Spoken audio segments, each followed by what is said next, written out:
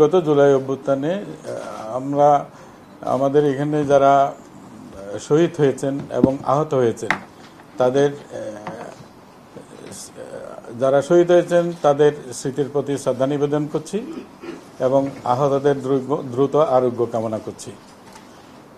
এই যে তাদের ত্যাগ, এটা জাতি সমুন্নত রাখতে চায় সর্বতভাবে। এটাকে আমরা কোনো কিছুর বিনিময়ে আমরা তাদেরকে দিতে পারবো না। তাদের যদি সোনার বাটিও দেওয়া হয় প্রত্যেককে, তাতেও তাদের ঋণ শোধ হবে না।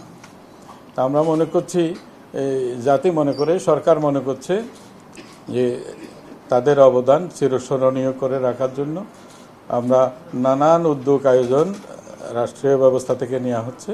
সঠিক মাত্রার কার্বন কম্বিনেশন বৃদ্ধি করে পাইপের ডাক্টিলিটি ও হেভি লোড নেয়ার ক্ষমতা। Falcon MS pipe. মুক্তিযুদ্ধ মন্ত্রণালয় থেকে আমরা জেলা প্রশাসক পর্যায়ে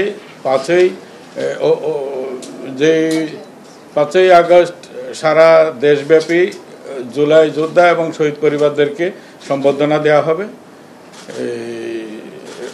জেলা স্মৃতিস্তম্ভ আমরা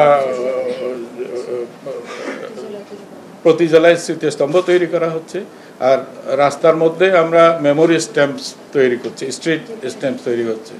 এটাও সব মুক্তিযুদ্ধ মন্ত্রণালয়ের থেকে কার্যক্রমগুলি চলমান রয়েছে।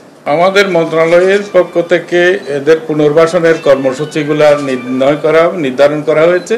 সেই অনুসারে মন্ত্রণালয় যাবতীয় কার্যক্রম গ্রহণ করবে। এই কার্যক্রমের ভিতরে ফ্ল্যাট দেয়া কিংবা চাকরির কোটা দেয়া এইসব বিষয় নাই। পুনর্বাসনের কর্মসূচি আছে।